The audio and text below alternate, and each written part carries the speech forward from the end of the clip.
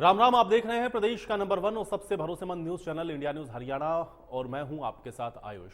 और आज जनता जाने है में बात विधानसभा चुनावों। विधानसभा चुनाव की नजदीकियों के बीच में केंद्र की मोदी सरकार में हरियाणा का कद एक बार फिर से बढ़ा है। हरियाणा से 3 सांसदों को केंद्र में मंत्री पद की जिम्मेदारी दी गई है। नई मोदी सरकार में हरियाणा से मनोहर लाल ने कैबिनेट मंत्री, राव इंद्रजीत सिंह ने राज्य मंत्री स्वतंत्र प्रभार और कृष्णपाल गुर्जर ने राज्य मंत्री पद की शपथ ली है। अब मनोहर लाल को जल्द ही बड़ी जिम्मेदारी भी सौंपी जा सकती है। माना यह जा रहा है कि मनोहर लाल को कृषि या फिर पंचायत मंत्रालय का जिम्मा मिल सकता है। तो क्या हरियाणा में विधानसभा चुनाव के चलते केंद्र में प्रदेश का यह कद बढ़ाया गया है? क्या प्रदेश से जिन 3 सांसदों को मंत्री पद का जिम्मा सौंपा जा रहा है वो बीजेपी के लिए आगामी विधानसभा चुनाव में फायदेमंद साबित होगा? यहां देखने वाली बात यह भी होगी कि आखिर इसका जो लाभ है वो कितना भारतीय जनता पार्टी को मिलता है। और आज हम भी इसी विषय पर चर्चा करेंगे, क्योंकि मंत्रियों के विभागों का बंटवारा अब से थोड़ी देर के बाद ही होना है। जो जानकारी अभी फिलहाल मिल रही है और इंतजार है कि आज जो विभागों का बंटवारा होता है उसमें चूंकि 3 नाम जो कि हरियाणा से शामिल किए गए हैं, जिसमें केंद्रीय मंत्री के तौर पर ये तीनों शामिल हैं, लेकिन कैबिनेट स्तर का जो ओहदा है वो मनोहर लाल को है। राव इंद्रजीत सिंह राज्य मंत्री के तौर पर और कृष्णपाल गुर्जर को भी राज्य मंत्री के तौर पर शामिल किया गया है। अब देखना यह है कि जब विभागों का आवंटन होता है तो उसमें जो जिम्मेदारियां हैं वो विभागों के तौर पर क्या कुछ सौंपी जाती हैं। अब अहम इसलिए है हरियाणा के भी अगर लिहाज से आप देखेंगे, क्योंकि हरियाणा में अब विधानसभा चुनावों में पार्टियां जा रही हैं, सभी अपनी अपनी तैयारियों में लगे हुए हैं। और अब देखना यह है कि विधानसभा चुनावों के लिहाज से इसका जो इम्पैक्ट है वो कैसा होता है, इसका जो लाभ है वो कितना भारतीय जनता पार्टी को मिल पाता है, और जो जिम्मेदारियां मिलती हैं उससे हरियाणा का कितना लाभ होता है, ये उतना ही महत्वपूर्ण रहेगा। तो कुल मिलाकर के आपसे थोड़ी देर के बाद ही आपको बता दें कि हरियाणा में जो 3 चेहरे आपको दिख रहे हैं इनको इनके विभागों का भी बंटवारा होना है। तो मोदी की नई टीम में हरियाणा के 3 चेहरे हैं, मनोहर लाल, राव इंद्रजीत और कृष्णपाल गुर्जर। मनोहर लाल आपको पता है कि करनाल से जीते, पहली बार उन्होंने लोकसभा का चुनाव लड़ा, जीत हासिल की और अब मोदी कैबिनेट 3.0 में वो कैबिनेट मंत्री के तौर पर हिस्सा है। राव इंद्रजीत सिंह आपने देखा गुरुग्राम से उन्होंने ये जो जीत है, भारतीय जनता पार्टी में वो 2014 में शामिल हुए थे और तीनों बार वहां से जीते हैं, यानी कि 2014 में भी, 19 में भी और 24 में भी उनको भी राज्य मंत्री के तौर पर शपथ दिलाई गई। और इसी तरह से कृष्णपाल गुर्जर ने भी फरीदाबाद से जीत हासिल की। देश के यशस्वी प्रधानमंत्री आदरणीय नरेंद्र मोदी जी का धन्यवाद करना चाहूँगा कि हरियाणा को एक बड़ा सम्मान आदरणीय नरेंद्र मोदी जी ने दिया है और हरियाणा से हमारे 3 मंत्रियों ने कल शपथ ली है। हरियाणा विकास की गति में, और हरियाणा जो आदरणीय मोदी जी का संकल्प है कि 2047 तक विकसित राष्ट्र बनाना है, प्रमुख भूमिका उसमें हरियाणा आदरणीय मोदी जी के साथ मिलकर के करेगा। और 3 मंत्री जो बनाए हैं, आदरणीय कृष्णपाल गुर्जर जी और हमारे आदरणीय मनोहर लाल जी, आदरणीय राव इंद्रजीत जी, जो 3 मंत्री बनाए हैं, हम आदरणीय प्रधानमंत्री जी का धन्यवाद भी करते हैं कि एक बड़ा सम्मान हरियाणा के हमारे 2 करोड़ 80 लाख लोगों को जो दिया है, उसके लिए मैं हरियाणा की तरफ से आदरणीय प्रधानमंत्री जी का बहुत बहुत धन्यवाद। सबसे पहले तो पूरा देश में खुशी की लहर है कि तीसरी बार कोई प्रधानमंत्री इतने सालों के बाद नेहरू जी के बाद ले रहे हैं, ओथ ले रहे हैं। ये लोगों का मैंडेट मिला हमें, उसका हम लोगों का धन्यवाद करते हैं। और हरियाणा के लिए और भी खुशी की बात है, इस कैबिनेट के अंदर हरियाणा में 3 वरिष्ठ मंत्री शामिल हो गए हैं। हमारे पूर्व मुख्यमंत्री मनोहर लाल जी, हमारे राव इंद्रजीत जी, हमारे जो फरीदाबाद से गुर्जर साहब। तो हरियाणा को लोगों को केंद्र की योजनाओं का ज़्यादा लाभ मिलेगा, हमारा प्रतिनिधित्व ज़्यादा है। और मैं धन्यवाद करता हूं केंद्र सरकार का, हमारे प्रधानमंत्री जी का, जो हरियाणा को इतना हमें हिस्सा दिया। तो कुल मिलाकर के कल आपने देखा कि मोदी मंत्रिमंडल की शपथ हुई है। आज कैबिनेट में जो जगह मिली हैं, आज विभागों का भी बंटवारा होना है और हरियाणा के हिस्से जो 3 मंत्री आए हैं, अब उनका क्या इंपैक्ट होगा, आज इसको थोड़ा समझने की कोशिश करते हैं। तीन मेहमान हमारे साथ जुड़ गए, पहले उनका परिचय आपके साथ करवा देते हैं। डॉक्टर पंकज बेनीवाल जी हमारे साथ जुड़े हुए हैं भारतीय जनता पार्टी की ओर से। पंकज बेनीवाल जी, बहुत स्वागत है आपका। रविंद्र ढूल जी हमारे साथ जुड़े हुए हैं कांग्रेस की तरफ से। रविंद्र ढूल जी, आपका भी स्वागत। और अजय मल्होत्रा जी हैं हमारे साथ वरिष्ठ पत्रकार के तौर पर। अजय मल्होत्रा जी, आपका भी स्वागत है। पंकज जी, आपसे ही चर्चा की शुरुआत कर रहा हूं। 5 बजे हालांकि मोदी कैबिनेट की पहली बैठक होनी है, इंतजार है, लेकिन उसके पहले विभागों का भी आवंटन होना है। जो 3 चेहरे, इस पर कल भी हम लोगों ने चर्चा की थी। कैबिनेट के तौर पर हम लोगों ने देखा कि मनोहर लाल जी ने शपथ ली, राव इंद्रजीत जी ने राज्य मंत्री स्वतंत्र प्रभार के तौर पर, और कृष्णपाल गुर्जर को राज्य मंत्री के तौर पर शपथ दिलाई गई। कैसे आप इसको देख पा रहे हैं और इसको कितना अहम मानते हैं, क्योंकि अब सीधे आप लोग विधानसभा चुनावों में जाएंगे इसके बाद। बेनीवाल जी। नमस्कार सभी साथियों को, सभी दर्शकों को मेरा नमस्कार। देखिए, बहुत ही गर्व का दिन है। कल जो हमारे 3 नवनिर्वाचित सांसद रहे, राव इंद्रजीत जी, मनोहर लाल खट्टर जी और कृष्णपाल गुर्जर जी, तीनों को ही, एक को केंद्रीय मंत्री, एक को राज्य मंत्री स्वतंत्र प्रभार, एक को राज्य मंत्री का कार्यभार मिल रहा है। इससे ज्यादा खुशी की बात पूरे हरियाणा वासियों के लिए, हरियाणा के लिए हो नहीं सकती है कि मोदी जी ने तीसरे अपने कार्यकाल में, और जो मंत्रिमंडल लिया उस पहले ही मंत्रिमंडल में 3 हरियाणा से मंत्रियों का लेना, यह अपने आप में दर्शा रहा है कि हरियाणा अब और गतिशील होकर के आगे काम करेगा। जैसे कि पूर्व मुख्यमंत्री 9.5 साल तक हरियाणा सूबे को लीड करते रहे, हरियाणा के मुख्यमंत्री मनोहर लाल खट्टर जी, उनको सब पता है कि हरियाणा में किन चीजों के लिए और सेंटर से ग्रांट आनी बहुत जरूरी है। तो वो उन सारी चीजों पर अब वहां बैठ करके और अच्छे से हरियाणा के लिए और अच्छी क्या डेवलपमेंट हो सकती है, या जो विकसित भारत का जो सपना है मोदी जी का या एनडीए का, उसको हरियाणा कैसे पूरा कर सकता है, या हरियाणा कैसे विकसित और हो सकता है। तो मैं मानता हूं कि मनोहर लाल खट्टर जी का केंद्रीय मंत्री बन जाना, जिन्होंने 2 साल तक 2 योजना तक हरियाणा में पूरे हरियाणा को संभाला है, हरियाणा को गतिशील किया है, तो मैं मानता हूं कि बहुत ही अच्छा एक ये कदम है कि मनोहर लाल जी केंद्रीय मंत्री हैं और स्वतंत्र प्रभार में हमारे राव इंद्रजीत जी हैं और कृष्णपाल गुर्जर जी राज्य मंत्री होंगे। तो तीनों ही जो हैं, एक है जिसने 2 बार मुख्यमंत्री रहे हैं, एक वो हैं जो लगातार 3 बार बीजेपी से सांसद रहे हैं, जो 6 बार के भी सांसद हैं। अगर मैं बात करूं अतीत की, तो राव इंद्रजीत जी 6 बार के सांसद हैं, जो कि ऐसे सांसद है जो हरियाणा से 6 बार बनकर के संसद में पहुंचे हैं। आज पहली बार ऐसा मौका आ रहा है कि हरियाणा से 3 फिर से, मतलब पिछली बार भी 3 थे, अब की बार भी 3 है, और कृष्णपाल गुर्जर जी भी लगातार 3 बार जीत करके फरीदाबाद से संसद में पहुंचे हैं। तो ये बहुत ही गर्व का दिन है। अब हरियाणा और गति के साथ आगे काम करेगा। जैसे नायब सैनी जी को देखा है आपने कि जैसे ही आचार संहिता खत्म हुई, नायब सैनी जी की सरकार एकदम से एक्शन मोड में आ गई है।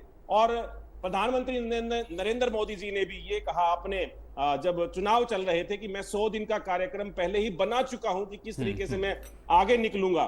तो जो 100 दिन का कार्यक्रम है उसके लिए कल चाय पे चर्चा भी हो चुकी है। आज मंत्रिमंडल का विस्तार भी हो जाएगा, और जैसे ही मंत्रिमंडल का विस्तार होगा तो कल से हम देखेंगे कि भारत आगे मंत्रिमंडल विस्तार में नहीं, मंत्रिमंडल तो शपथ ले चुका है, लेकिन हाँ, आज उनको विभागों का आवंटन जो विभाग है, मैं वही कह रहा हूं, विभाग आज बंटने वाले हैं। लेकिन बेनीवाल जी, आप कह रहे हैं गर्व का भी विषय दूसरा ये, आपने कहा कि 100 दिन का एजेंडा है, तो अब देखते ही है कि 100 दिन का जो एजेंडा है वो कितनी जल्दी एग्जीक्यूट हो पाता है। रविंद्र ढूल जी, एक तो 3 चेहरों को शामिल करना मंत्रिमंडल के अंदर मोदी 3.0 में, और उसमें यह है कि एक कैबिनेट स्तर का भी मंत्री है। दूसरा ये कि कहा जा रहा है कि भाई 100 दिन का एजेंडा हमारा तैयार है और विभागों का आवंटन होते ही उसको हम एग्जीक्यूट करेंगे। चुनाव है अब हरियाणा में विधानसभा के भी, कैसे इसको आप देखते हैं? पूरी तरह से पॉलिटिकल स्टंट इसलिए मैं मानता हूं क्योंकि हरियाणा के अंदर चुनाव है, इसलिए हरियाणा से 3 मंत्रीगण को लेकर के आए हैं। हालांकि मैं शुभकामनाएं उनको प्रेषित करूंगा, क्योंकि नेचुरल सी बात है, हरियाणा को उसका बेनिफिट मिलेगा ही मिलेगा कि हरियाणा के 3 मंत्री यदि वहां पर होंगे। लेकिन मुझे आपत्ति है इनके सीनियरिटी से। मेरे हिसाब से 4 बार के एमएलए और 6 बार के सांसद राव इंद्रजीत को कैबिनेट में लेना चाहिए था, और मिनिस्टर फॉर स्टेट होना चाहिए था मनोहर लाल जी को।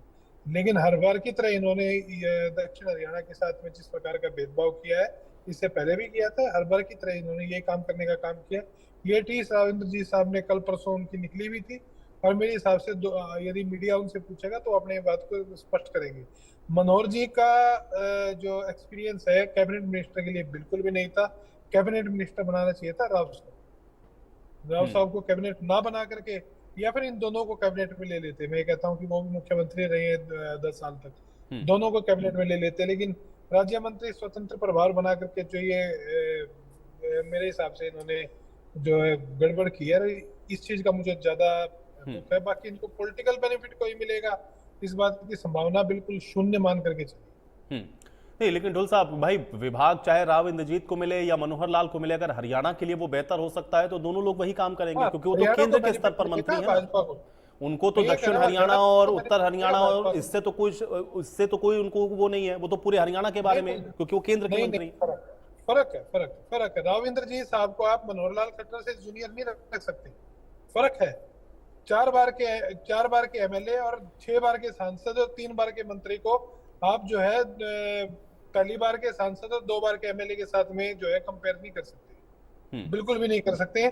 सीनियोरिटी का इनको ख्याल रखना चाहिए। नेचुरल सी बात है, हरियाणा को तो बेनिफिट इन चीजों का मिलेगा ही नहीं मिलेगा। नहीं, बात लेकिन से भाजपा आपकी को सीनियर benefit जूनियर वाली बात में मुझे आपत्ति नहीं। मैं ये कह रहा हूं कि भाई विभाग जो भी मिलेगा उसका फायदा तो राव इंद्रजीत भी वही देंगे जो मनोहर लाल देंगे। हरियाणा को बेनिफिट मिलेगा, भाजपा को नहीं मिलेगा, ये कह रहा हूँ। ठीक है।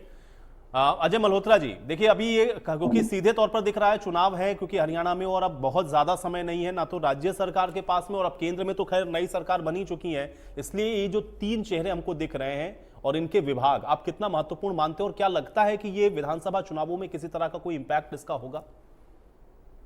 देखो, ये तो मान के चलो कि हरियाणा में पहले भी 3 मंत्री थे और दोबारा भी 3 किए, परंतु 5 सांसदों के बाद 3 मंत्री देना सीधा सीधा दिखाता है कि आगे अब चुनाव का इम्पैक्ट दिखाई दे रहा है इस पे। विधानसभा चुनाव आपका बिल्कुल नजदीक आ चुका है, तो हरियाणा में बीजेपी चाहेगी कि किसी तरह से इस मंत्रिमंडल के माध्यम से फायदा उठाया जाए। तो उन्होंने क्षेत्र के हिसाब से लोगों को एडजस्ट करने का कोशिश किया है। तो राव इंद्रजीत को अहीरवाल के हिसाब से दक्षिण हरियाणा में जैसे अहीरवाल की लगभग 12-13 सीटें हैं, राव इंद्रजीत को तो उस हिसाब से इन्होंने सेट किया है। और मनोहर लाल जी को इसलिए लिया है कि भाई वो एक तो पूर्व मुख्यमंत्री हैं और फिर उनको बीच में अचानक हटा दिया था, और फिर उत्तर हरियाणा में जीटी रोड बेल्ट है, खासतौर पर करनाल एरिया, वहां की एडजस्टमेंट के लिए उनको लिए, क्योंकि नायब सैनी जी फिर यमुनानगर अंबाला साइड से हो जाते हैं। तो बीजेपी ने एक क्षेत्र, पूरे सभी क्षेत्रों को कवर करने का प्रयास किया है। एक तरफ गुज्जर जी को लिया, कृष्णपाल गुज्जर को फरीदाबाद, उधर से यूपी टच होता हुआ दिल्ली एनसीआर, फिर इधर राव इंद्रजीत को लिया दक्षिण हरियाणा, मनोहर लाल जी को लिया उत्तर हरियाणा, नायब सैनी जी को मुख्यमंत्री बनाया, वो आपका चंडीगढ़ के आसपास का इलाका सारा कवर करने का प्रयास है। तो भारतीय जनता पार्टी का मेन उद्देश्य तो है भाई किसी प्रकार से विधानसभा चुनाव में इस चीज का फायदा उठाया जाए, और भारतीय जनता पार्टी इस चीज को समझ रही है कि लोकसभा चुनाव के बाद कांग्रेस के हौसले बुलंद हैं, और भारतीय जनता पार्टी को अपने सीटों को मेंटेन करने के लिए, क्योंकि पीछे भी उनकी सीटें ये नहीं है कि 60-70 आ गई थी, अब 40 सीटें आई थी। तो एक तो पहला तो ये रहेगा कि 40 से कैसे बढ़ाई जाए, और दूसरा ये होगा कि 40 से कम ना हो किसी प्रकार से। तो वो हर प्रकार का दाव खेलेंगे। बाकी रही बात मंत्रिमंडल में आने से, देखो प्रदेश को फायदा तो होता ही है अगर आपके यहाँ पर कोई भी मंत्री बनते हैं, क्योंकि राव इंद्रजीत भी स्वतंत्र प्रभार है उनके पास अब की बार, और अपना मनोहर लाल जी के पास भी कोई महत्वपूर्ण महकमा ही आएगा। तो मेन तो फिलहाल तो नहीं, बिल्कुल अजय जी, चूंकि आपने महकमे की बात करी, हालांकि अभी तो कुछ प्रेडिक्ट करना थोड़ा मुश्किल होता है, लेकिन जो चर्चाएं होती हैं उसका आधार पर मैं आपसे सवाल पूछ रहा हूं। तो कृषि मंत्री या फिर उनको पंचायत विभाग का जो जिम्मा है वो दिया जा सकता है। अगर इन दोनों ही विभागों को आप देखें या इन दोनों में से ही कोई विभाग मिलता है तो इसको हरियाणा के परिप्रेक्ष्य में या फिर विधानसभा चुनावों के साथ आप जोड़ के कैसे देखेंगे? मनोहर लाल जी को मेरे हिसाब से पंचायत मंत्री का महकमा दिया जाएगा, क्योंकि कृषि मंत्री रहते उनके साथ दिक्कत रही है, क्योंकि हरियाणा में किसान आंदोलन काफी उग्र था, और किसान आंदोलन के चलते ही पार्टी की एंटी इनकम्बेंसी ज्यादा हो गई थी। मनोहर लाल जी का जो अंत्योदय का भाव है, जिस अंत्योदय के लिए वो जाने जाते हैं भाई अपनी योजनाओं का लाभ निचले स्तर तक पहुंचाने के लिए, वो भारतीय जनता पार्टी का जो आरएसएस का जो भी हिस्सा है, तो आरएसएस भी यही चाहती है कि पंचायती स्तर पर कुछ ज्यादा अच्छा किया जाए। तो मनोहर लाल जी को ऐसी बात नहीं है कि 10 साल में उन्होंने रहते हुए ग्रामीण अंचल में काम किया, उनको सारा पता है ग्रामीण अंचल का, तो मेरे को ये लगता है कि उन्हें पंचायत डिपार्टमेंट दिया जाए। पंकज जी, देखिए आपत्ति इस बात पर नहीं है कि 3 लोग, भाई वो तो रविंद्र ढोल साहब भी कह रहे हैं कि भाई ठीक है, अच्छी बात है, हमको ज्यादा प्रतिनिधित्व मिलेगा तो हरियाणा को उसका बेनिफिट होगा, लेकिन सीनियरिटी का ख्याल आपने नहीं रखा। जो ओहदा आपको राव इंद्रजीत को देना चाहिए था वो आपने मनोहर लाल जी को दे दिया, और इस तरीके से कहीं ना कहीं आप दक्षिण हरियाणा को भी नेग्लेक्ट करने की कोशिश कर रहे हैं। बेनीवाल जी। देखिए, धूल साहब क्या कह रहे हैं इस बात से कोई फर्क नहीं पड़ता है। अभी जब मनोहर लाल जी को मुख्यमंत्री बनाया गया था तो मेरे ख्याल से हो सकता है और भी सीनियर लोग रहे होंगे, लेकिन मुख्यमंत्री मनोहर लाल जी को बनाया गया तो जिसके साथ जैसी काबिलियत, जैसे काम करते हैं, उसी उसी हिसाब से उनको आगे पदोन्नति की जाती है। अब मैं बात करूं तो भूपेंद्र सिंह हुड्डा जब मुख्यमंत्री बने थे तो भजन लाल उनसे भी सीनियर थे, क्यों हटा के बना दिया गया? ये अपनी पार्टियों पे नहीं देखेंगे। कांग्रेस की सबसे बड़ी कमी क्या है कि वो अपनी कमियां नहीं देखना चाहती। कोई अच्छा काम हो रहा है उसमें भी सोचती है कि कोई ना कोई कमी हम निकालें और कुछ जनता को बरगलाने की कोशिश करें, लेकिन जनता अब इनके झांसे में नहीं आने वाली है, एक बार आ चुकी है। और जैसे ही राहुल गांधी कहते थे कि अब की बार तुम्हारे खातों में 5 तारीख होगी, खटाखट खटाखट खटाखट पैसे आएंगे, तो जैसे ही 5 तारीख हुई थी चुनाव के बाद, वैसे ही इंडी गठबंधन खटाखट खटाखट खटाखट टूटने लग गया था। और वो आज सबके सामने भी है। आज अनुराग ढांडा या आम आदमी पार्टी कैसे इन पर लांछन लगा रही है दिल्ली के अंदर और हरियाणा के अंदर। दिल्ली के अंदर गोपाल राय कह रहे हैं, यहां पर भूपेंद्र सिंह हुड्डा कह रहे हैं, वहां पे इनके प्रदेश अध्यक्ष कह रहे हैं। तो अब इनकी आपस में लड़ाइयां स्टार्ट हो गई हैं। तो इनको सिर्फ, मैं पहले भी कहता रहा कि कांग्रेस को सिर्फ मीडिया में बने रहने के लिए अनगढ़ बयान देने की एक आदत है और झूठ बोलने की, और जनता को कैसे बेवकूफ बनाया जाए। आज मैं पूछना चाहता हूं ढुल साहब से कि जिस संविधान को लेकर के या लोकतंत्र को लेकर के ये लड़ाई लड़ रहे थे, आज वो इंडिया गठबंधन 4 जून के बाद जैसे रिजल्ट आए, वो लोकतंत्र, वो संविधान कहां चला गया आपका? आज आपके गठबंधन का शुरू से कहता रहा मैं, भ्रष्टाचारियों का गठबंधन है, भ्रष्टाचारियों का ठगबंधन है, ये देश को ठगने की कोशिश कर रहे थे। लेकिन इन सब की मिलके भी जितनी भारतीय जनता पार्टी की 240 सीटें आई, इन सब ने बरकस प्रयत्न किया, उसके बावजूद भी 240 के आंकड़े तक भी ये लोग नहीं पहुंच पाए। तो ये तो इनका हश्र आज देश की जनता ने किया है। हाँ, मानते हैं कि हमारे को भी लॉस हुआ है, हमारी भी हरियाणा के अंदर 10 में से 5 सीटें गई हैं, इनके खाते में गई हैं। तो निसंदेह जिन सीटों पर हमें लॉस हुआ है, हम उनका प्रयोग देख रहे हैं कि हमें किन किन चीजों की वहां पर कमी रही, जनता किस बात से हमसे रुष्ट रही, या कौन से ऐसे मुद्दे थे जिन पे हम पीछे रह गए। तो उन सब पर हम आज हमारी 90 की 90 विधानसभाओं पे हमारी टीमें लगी हुई हैं, काम कर रही हैं, जनता से संवाद कर रही हैं। और लेकिन सारे उनकी आपत्ति केवल ये थी कि भाई एक 6 बार का सांसद अगर है और एक कोई पहली वही बार का समझा रहा हूं सांसद है, कि वो इनको एमएलए वाली बात तो आप छोड़ दीजिए, लेकिन उसके बावजूद अगर आप उनको कैबिनेट में ले लेते तो वो और बेहतर हो सकता था हरियाणा के लिए, या दोनों को कैबिनेट में आप ले लेते। चलिए ठीक है, क्योंकि मुख्यमंत्री के तौर पर रहे मनोहर लाल 9.5 साल, लेकिन आप मनोहर लाल को कैबिनेट में लेते हैं, राव इंद्रजीत को आप राज्य मंत्री स्वतंत्र प्रभार बना रहे हैं, तो ये हायरार्की के हिसाब से ये सही नहीं, और दक्षिण हरियाणा का भी ख्याल आपको रखना चाहिए। ये सीनियर लीडरशिप का काम है, वो किसको किस तरीके से तरजीह देते हैं, या किसको कौन सा मंत्रिमंडल देते हैं, या कौन उनको फिट बैठता है कि इनको इस मंत्रिमंडल में फिट बैठाया जाए, या इसको राज्य मंत्री बनाया जाए, या इनको राज्य मंत्री स्वतंत्र प्रभार दिया जाए, या इनको कैबिनेट मिनिस्टर बनाया जाए। वो सारा सीनियर लीडरशिप पर डिपेंड करता है, एनडीए पर डिपेंड करता है, मोदी जी पर डिपेंड करता है कि किस तरीके से सब मिल बैठ करके कौन सा ढांचा बनाते हैं कि देश को विकसित बनाना है। अब सबका साथ सबका विकास को लेकर के काम हो रहा है। अब आप अगर देखें तो जो 72 मंत्री बनाए गए हैं, उन सब में पैन इंडिया आपको दिखेगा। हर एक क्षेत्र से, हर एक प्रदेश से आपको कोई ना कोई वहां पर प्रतिनिधित्व करता हुआ मिलेगा। चाहे पंजाब से एनडीए के पास कोई भी नहीं आया, लेकिन फिर भी रवनीत सिंह रिक्कू को बनाया गया।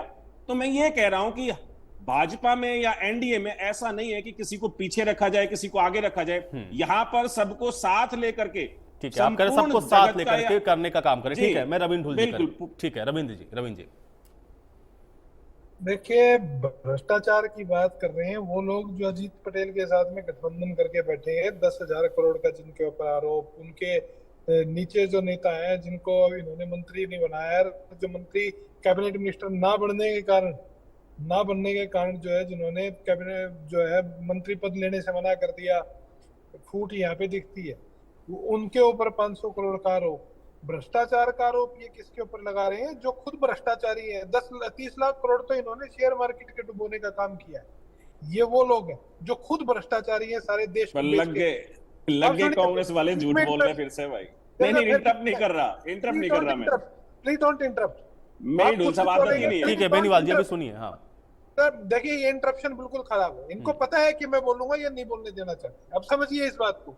मैंने जो बात कही बड़ा क्लियर तौर पे, एक फेल मुख्यमंत्री जिनको पद से हटा करके नए व्यक्ति को मुख्यमंत्री बनाने का काम करते हैं, अब उस फेल मुख्यमंत्री को इतना तरजीह देने का काम करेंगे कि जो व्यक्ति अपने जीवन आपसे में पूछ के करेंगे क्या डोल साहब? नहीं, आपसे पूछ के करेंगे क्या? आपने गलत नैरेटिव सेट करेंगे, गलत नैरेटिव सेट ठीक है पंकज जी, एक तो सेकंड, आपसे ठीक है। पूछेंगे क्या?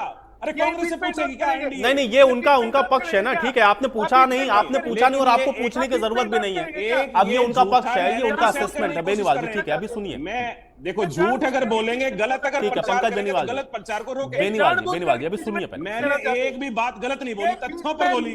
आप अगर बोल रहे हैं डोल साहब तो तथ्यों पंकज पर बेनीवाल जी बोलिए। नहीं, लेकिन ठीक है, ये तो उनका पक्ष है ना, ये उनका वर्जन है, आपसे पूछ के थोड़ी ना हो रहा है। ठीक है, अभी सुनिए उनको, आपको जो करना है आप तो वो कर ही रहे हैं ना। बताइए, ये बीच में क्यों इंटरप्ट कर रहे हैं? जिस व्यक्ति को इन्होंने नया मुख्यमंत्री बनाया, उनकी विधानसभा में भारतीय जनता पार्टी आ रही है नारायणगढ़ में 20,000 वोट से। ये क्या बात कर रहे हैं? इनको कुछ पता है किसी चीज का कि हरियाणा के अंदर क्या चल रहा है? इनको कुछ पता है हरियाणा के अंदर क्या चल रहा है? 46 सीटों के ऊपर कांग्रेस जीती है, 44 सीटों के ऊपर भारतीय जनता पार्टी जीतने का काम किया है। ये वो हाल है जिस टाइम पे आपने नरेंद्र मोदी का काम करने, नरेंद्र मोदी का नाम लेकर के वोट मांगे थे। आप खट्टर साहब के नाम पे वोट मांगे। मैं कहता हूं कांग्रेस के स्टार प्रचारक है, आप खट्टर साहब को गली गली घुमा दीजिए। अगर आपकी 10 सीट भी हरियाणा के अंदर आ जाए तो आप बताएं। आपको ये चीज तो पता नहीं है कि जनता की सेंटिमेंट्स कहाँ है। आपको ये पता है कि आपने एक मुख्यमंत्री को इसलिए हटाया क्योंकि वो फेल हो गए थे, और जो नए मुख्यमंत्री आपने बनाए उनकी विधानसभा में कांग्रेस 20,000 वोटों से जीती है। आप जनता के मैसेज को समझने में पूरी तरह से अक्षम हुए। यही कारण है कि जनता ने आपके अहंकार को जवाब देने का काम किया है। मल्होत्रा जी, क्योंकि ये जो 46 और 44 वाला आंकड़ा विधानसभा वाइज बताया जाता है, क्या आपको लग रहा है ये इम्पैक्ट कहीं करेगा? और दूसरा ये है कि मनोहर लाल, जिनको आप अभी यहां से विधानसभा से ले जाकर के लोकसभा का चुनाव लड़ाते हैं, फिर कैबिनेट में शामिल करते हैं, अगर उनको बड़ा मंत्रालय देते भी हैं तो क्या ये बेनिफिट करेगा भारतीय जनता पार्टी को? नहीं, मेरे को नहीं लगता कि ज्यादा बेनिफिट करेगी ये बात।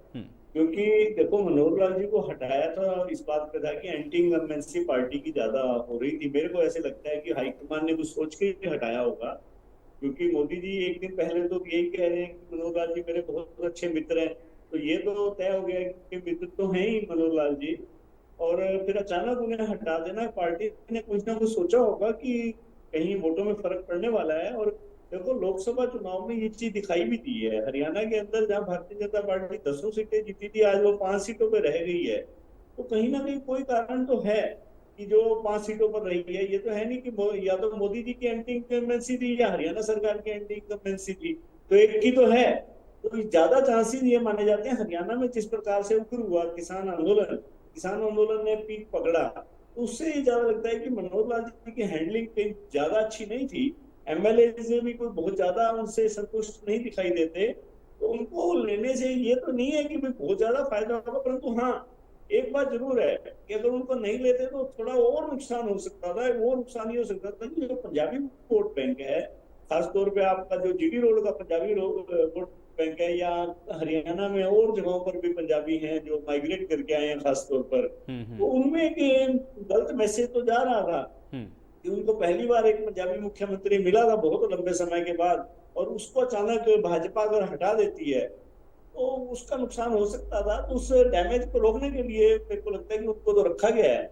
और एक बात और भी है, फिर एक आदमी एक समय के बाद उसके प्रति जो नाराजगी होती है वो कम भी होने लगती है, और फिर बाद में जो बुरे से बुरा आदमी भी बहुत अच्छा लगने लग जाता है थोड़े समय के बाद। तो हो सकता है कि थोड़ा बहुत तो मनोहर लाल जी को जो जिस इलाके में वो कार्यरत है इस समय, जो करनाल का इलाका है, तो जहां वो जीत के भी आए हैं, लोगों ने मैंडेट दिया, 2 लाख से जीते भी हैं, तो ऐसी बात नहीं है, उनका वोट बैंक भी होगा वहां पर। तो जो उत्तर हरियाणा की बेल्ट है, खासतौर पर जीटी रोड की बेल्ट है, वहां से उनसे फायदा भी थोड़ा बहुत होगा। परंतु बिल्कुल, चलिए मल्होत्रा जी, और देखेंगे ये कि इसका जो फायदा है वो मिलता किस प्रकार से। बहुत शुक्रिया आप लोगों का समय निकालने के लिए और आज इस चर्चा का हिस्सा बनने के लिए। तो जनता जाने है में मेरे साथ फिलहाल इतना ही, लेकिन इस बीच एक बड़ी खबर का रुख कर लेते हैं। तो बड़ी और अहम जानकारी अपने दर्शकों तक पहुंचा रहे हैं।